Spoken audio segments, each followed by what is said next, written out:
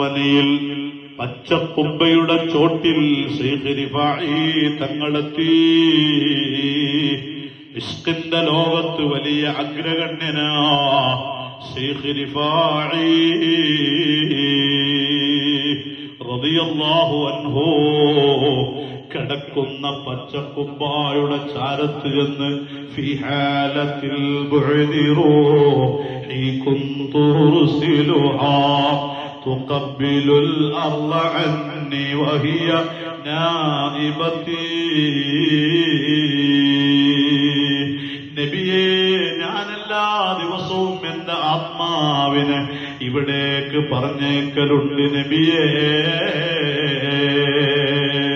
ഈ മണ്ണിൽ വന്ന് എന്റെ ആത്മാവ് ചുംബനം തന്ന് മടങ്ങാറുണ്ട് നബിയേ. ഇന്നിതാ ഈ അഹ്മദുൽ കബീർ വന്ന്